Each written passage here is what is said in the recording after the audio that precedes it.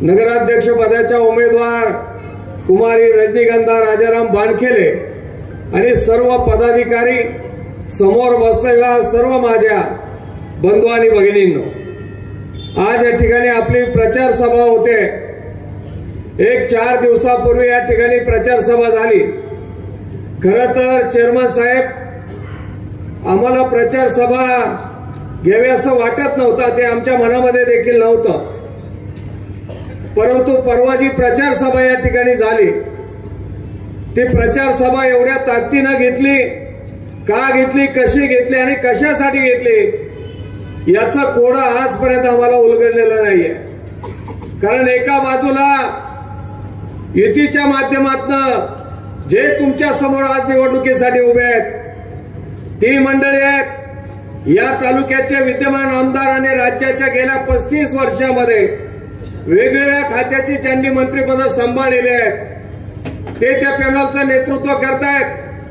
15 वर्ष ज्या माणसानं लोकसभेमध्ये आपल्या मतदारसंघाचं प्रतिनिधित्व केलं ते माजी खासदार त्या पॅनलचं नेतृत्व करतायत। भोसरीचे आमदार महेशदादा लांडगे त्या पॅनलचं नेतृत्व करतायत। जिल्हा परिषदचे माजी अध्यक्ष आणि भारतीय जनता पक्षाचे जिल्ह्याचे अध्यक्ष प्रदीपजी कंत त्या पॅनलचं नेतृत्व करतायत। आणि चेअरमन साहेब, ही सगळी मंडळी त्या सभेसाठी आली।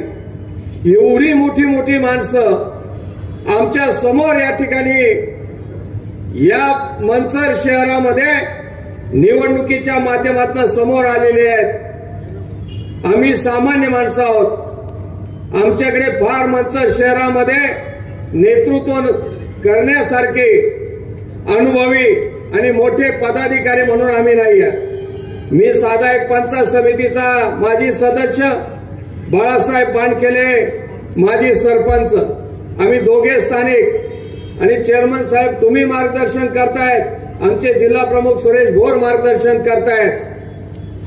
मी मध्यंतरी सांगितलं, आपले काही कार्यकर्त्यांनी विचारलं की देवदत्तजी निकम यांचा फोटो बोर्डवरती नाहीये, पत्रकावरती नाहीये। आमच्या काही शिवसैनिकांनी विचारलं, सुरेश भाऊंचा फोटो आपल्या पत्रकांवर नाही, बोर्डवरती नाहीये। मी सगळ्या तालुक्यातील पदाधिकाऱ्यांना, मग राष्ट्रवादीच्या असतील, शिवसेनेच्या असतील, सर्वांना सांगितलं, बाबांनो, ही निवडणूक आपल्या गावची आहे। ज्या वेळेस गावची निवडणूक होते त्यावेळेस ग्रामपंचायत सारखं वातावरण आहे। आज जरी आमची नगरपंचायत झाली असली तरी देखील फार मोठं शहर नाही, मंचरपेक्षा मोठी मोठी शहरं आजही महाराष्ट्रामध्ये अस्तित्वात आहेत, त्यांच्या ग्रामपंचायती आहेत। परंतु काही माणसांच्या हट्टापायी आपलं छोटं गाव असून देखील या ठिकाणी नगरपंचायत करण्यात आली। हरकत नाही, ज्या गोष्टी झाल्या गेल्या त्या आम्ही विसरलेलो आहोत। का केली, कशासाठी केली हे मी पुढे काही माझ्या मुद्द्यांमध्ये सांगेन। परंतु आज या ठिकाणी या नगरपंचायतची निवडणूक होत असताना पहिली निवडणूक आहे।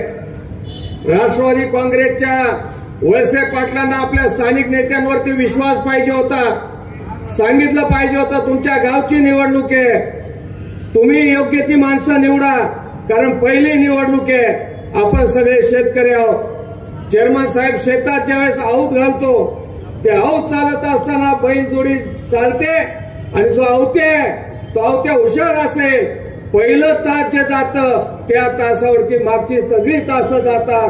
पहिलं तास जर सरळ गेलं तर पुढे जेवढं काय शेत नांगरायचंय सगळी तासं अगदी लाईनीत दोरीत जातात, पण आवत्याने पहिलं तास सरळ घातलं पाहिजे। पण वळसे पाटलांना माहिती आहे आपल्या आवते या ठिकाणी लायकीचे नाहीत, योग्य नाहीये, त्यांनी त्यांच्या हातात आऊत दिलं नाही, स्वतः सगळा कासा हातात घेतला। आणि बांधवांनो, आश्चर्याची गोष्ट, सगळे उमेदवार महिनाभर स्वतः मुलाखती घेत राहिले। एका बाजूला देवेंद्र शेठ, दुसऱ्या बाजूला बाळासाहेब बेंडे, मुलाखती चालू होत्या। तेवढ्यात भारतीय जनता पक्षाच्या काही वरिष्ठ नेते मंडळींचा त्यांना फोन आला की तुम्ही आमच्या बरोबर युती करणार आहात की नाही। का कोण जाणे चेअरमन साहेब, पण आपले वळसे पाटील, त्यांची काय मजबुरी आहे, काय त्यांचं घोंगडं पुढं गुंतलेले आम्हाला माहित नाही।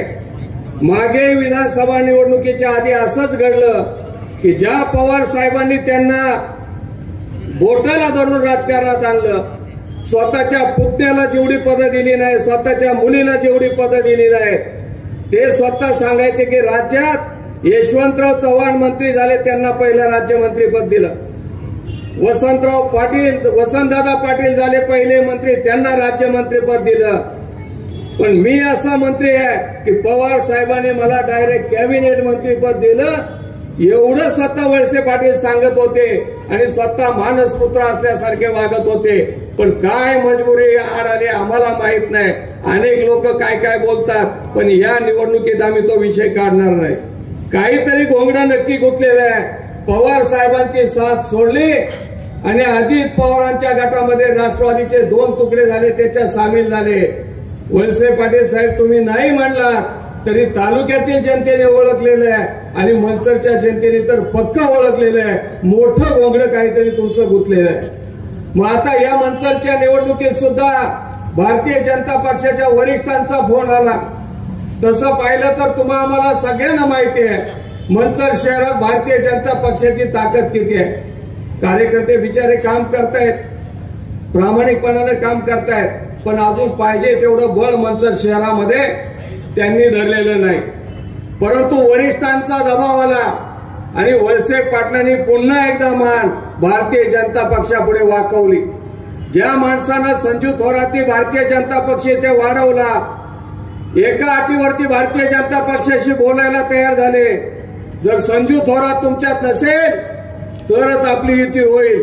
आणि भारतीय जनता पक्ष सुद्धा तुम्हाला माहिती आहे किती स्वार्थी आहे आणि किती नीचपणाचं राजकारण करणार आहे. ज्या भाजपनं शिवसेना फोडली, ज्या भाजपनं राष्ट्रवादी काँग्रेस फोडले, दुसऱ्याचे पक्ष फोडायचं काम ज्या भारतीय जनता पक्षाने केलं, त्याच भारतीय जनता पक्षाच्या नेत्यांनी प्रामाणिकपणानं काम करणाऱ्या संजू थोरात सारखा कार्यकर्ता सुद्धा खड्यासारखा उचलून बाहेर फेकला. आणि परवा याच व्यासपीठावर राष्ट्रवादीच्या नेत्यांनी त्यांना सांगितलं की महेश दादा, तुम्ही आलात, पण पक्षाचा आदेश झुगारून ज्यांनी बंडखोरी केली त्यांच्यावर काय कारवाई करणार. महेश दादा सुद्धा पूर्वी यांच्याच तालमीतले चेअरमन साहेब, आपण साक्षीदार आहोत त्याचे. ते सुद्धा गाड्याला एकेकाळी हातात बांधून फिरत होते. त्यांनी सांगितलं, नामदार साहेब, तुमचा आदेश मानले, उद्या लगेच कारवाई करून टाकतो. त्या विचाराला पक्षातून काढलं आणि कधी नाही ते मंचर शहरामध्ये भारतीय जनता पक्षाला 5 जागा मजबुरीनं की मोठेपणानं दिल्या हे आम्हाला माहित नाही, पण वळसे पाटलांना भारतीय जनता पक्षाला जागा दिल्या. जे महेशदादा लांडगे, माझे सगळे मुस्लिम समाजाचे काही बांधव या ठिकाणी असतील, 2 महिन्यापूर्वी या महेशदादांचे मोर्चे जर तुम्ही पाहिले असतील, काय वल्गना होत्या महेशदादांच्या. आणि जे वळसे पाटील सांगतायत की शाहू फुले आंबेडकरांचे विचार घेऊन अजितदादाने आम्ही निघालेलो आहे. वळसे पाटील साहेब, किमान मंचरच्या या ठिकाणच्या सर्व समाजाला, जो अल्पसंख्याक समाज असेल, मागासवर्गीय समाज असेल, आता तुमच्या या शाहू फुले आंबेडकरांच्या विचारात भूलथापांना भुलणार नाही याची आम्हाला खात्री आहे.